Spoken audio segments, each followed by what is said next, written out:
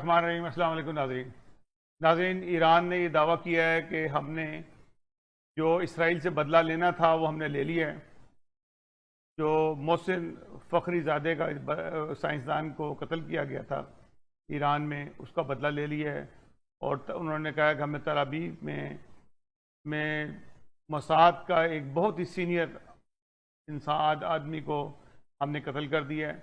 یہ ابھی نہیں پتہ لگا کہ وہ شخص کون ہے، کہ وہ ہائی کمانڈ کا آدمی ہے، لگتا تو نہیں کہ ہائی کمانڈ کا ہوگا، شاید کوئی سیکنڈ یا تھرڈ نمبر کا یہ شخص ہے جس کو انہوں نے مارا ہے، اور انہوں نے بہت اس کی خوشی منائی ہے۔ دوسری طرف ہم نے کل پروگرام کیا تھا کہ سعودی عرب میں بغاوت کا خطرہ ہے، اور بغاوت کسی بھی وقت ہو سکتی ہے۔ اس میں محمد بن نائف کے قتل ہونے کا بھی شبہ ہے، کیونکہ جس طریقے سے حالات تبدیل ہو رہے ہیں سعودی عرب کے، وہاں پہ محمد بن نائف کو پسند کیا جا رہا ہے، اور اصل میں وہی جو تھے وہ کراؤن پرنس تھے جس کو شاہ سلمان نے تبدیل کر دیا تھا اور اپنے بیٹے کے حق میں فیصلہ کر دیا تھا، اور کو چینج کر دیا اور ان کو جیل میں ڈال دیا۔ یہ مارچ کے وہ جیل کے اندر ہیں۔ اب جو حالات ہیں وہاں پہ تبدیل ہو رہے ہیں، اور اسرائیل اور سعودی عرب UAE مل کے اس مسئلے کو حل کرنے کی کوشش کر رہے ہیں جس کی طرف مسلمانوں کا مطالبہ ہے، یعنی کہ فلسطین کا مسئلہ۔ فلسطین کے مسئلے کو انہوں نے اب امپورٹنس دی ہے کہ اگر ہم فلسطین کے مسئلے کو حل نہیں کرتے، سعودی عرب بھی پھنسا ہوا ہے، سعودی عرب کے اندر جو سی ہے وہ بغاوت کا بھی خطرہ ہے۔ سعودی عرب کے جو لوگ ہیں، قبائل ہیں، وہ بھی اس بات کے خلاف ہیں کہ آپ نے فلسطین کو کیسے تسلیم کر سکتے ہیں اسرائیل کو کیسے تسلیم کر سکتے ہیں کہ فلسطین کے مسئلے کو حل کیے بغیر۔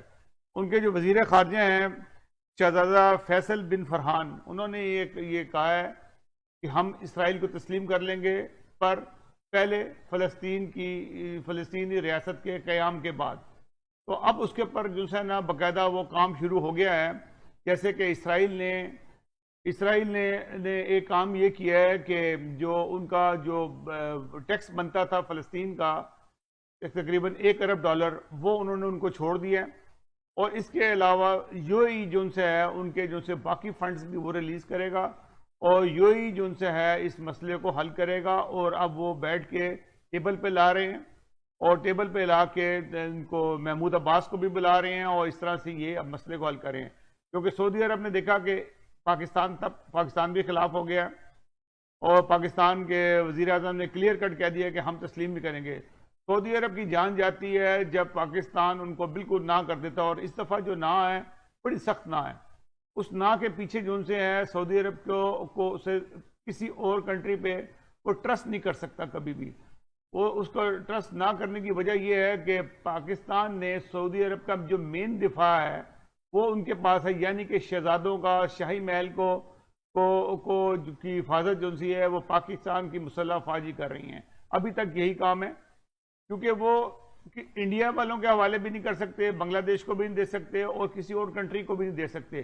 تو انہوں نے اس کا حل یہ نکالا ہے کہ ہم بچ بھی جائیں اور ہماری حکومت بھی قائم رہے، کیونکہ اب جو ان کو ہے سعودی عرب کو اندر سے خطرہ ہونا شروع ہو گیا ہے، اور اندر سے خطرہ پبلک کا ہے۔ وہ کس لوگوں کو ماریں گے، کس کو گرفتار کریں گے، پہلے ہی وہ کافی ظلم کر چکے ہیں۔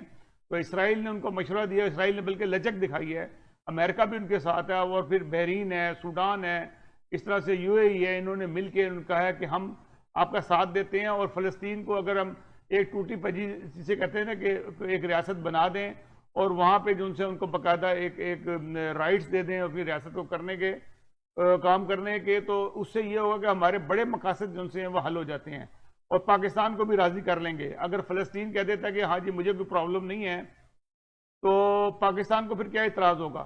تو پاکستان کو بھی اسرائیل کو تسلیم کرنا پڑے گا، کیونکہ پاکستان کا پہلا جو مسئلہ ہے وہ فلسطین کا قیام کی منظوری ہے، اور وہ اگر حل ہو جاتی ہے تو پھر پاکستان کے پاس کوئی آپشن نہیں رہے گا کہ اسرائیل کو نہ مانے۔ سب دنیا مان چکی ہوگی، پھر تو اب اکیلے رہ جائیں گے۔ تو فلسطین کو تقریباً انہوں نے راضی کر لیا ہے کہ فلسطین کے مسئلے کو حل کریں گے، پیسہ بھی دیں گے، UAE اس پہ انویسٹ کرے گا اور ان کے مسائل کو حل کرے گا، اور UAE نے بیٹھ کے یہ سارے کام ہونے بھی UAE میں ہی ہیں۔ تو اب جو سا ہے ایک کسی حد تک کہہ سکتے ہیں کہ فلسطینیوں کے حق میں ہو جائے گی، اس تھوڑی بہت جو کشمکش ہوئی ہے پاکستان کی بیان بازی، سعودی عرب کو اندر سے خطرہ ہونا شروع ہو گیا تھا. سعودی عرب چاہتا ہے کہ میں اس کو پرولونگ کر لوں کس طریقے سے، جنوری گزر جائے اور تاکہ ہمیں جو ان سے نہ پتہ لگے کہ ہم کہاں کھڑے ہیں. تو جو بائیڈن کی جب حکومت آئے گی باقاعدہ تو اس نے امریکہ کو بھی راضی رکھنا ہے. لیکن امریکہ جو ان سے ہے کسی بھی طریقے سے محمد بن سلمان کے ساتھ راضی نہیں ہے. یہ ان کو خطرہ ہمیشہ رہے گا، کیونکہ ان کا مقدمہ جو ان سے ہے وہ جو ایک صحافی کا قتل تھا ترکی کی ایمبیسی میں ہوا تھا، اس کا الزام جو ان سے ہے محمد بن سلمان پہ ہے، اور اس کا مقدمہ امریکہ میں چل رہا ہے. اگر امریکہ نے محمد بن سلمان کے خلاف فیصلہ کر دیا تو ان کا جانا امریکہ بند ہو جائے گا، ان کے سمن جاری ہو جائیں گے، اور ڈیفینیٹلی کیسے ہو سکے مستقبل کا بادشاہ جو ان سے ہے وہ امریکہ نہ جا سکے، یورپ نہ جا سکے، کسی ایسے ملک میں جہاں بھی جائے سو خطرہ ہوگا کہیں ریسٹ نہ ہو جائے. تو یہ تمام چیزیں محمد بن سلمان کو بھی دیکھنی ہے. کیا سلمان کو بھی دیکھیں؟ شاہ سلمان اس بات میں مجبور ہے اپنے بیٹے کو کیسے وہ تبدیل کرے، اور ایک آدمی کو جس کو جیل میں ڈالا ہے اس کو باہر آئے گا، ڈیفینیٹلی اس کے اندر ایک بدلہ لینے کی جو کہتے ہیں کہ وہ خواہش ہوگی، اور وہ اس کا ایک گروپ ہے، اس کے ماننے والے لوگ ہیں، وہاں ایک تقریبی کارروائی ہو سکتی ہے. تو اسی لیے میں نے کل یہ کہا تھا کہ محمد بن نائف کے قتل ہونے کا بہت اندیشہ ہے کہ اگر اس کو مار دیا گیا تو تب ہی جب سے ان کا مسئلہ حل ہوتا ہے، نہیں تو مسئلہ حل نہیں ہوتا. تو یہ صورتحال بن رہی ہے.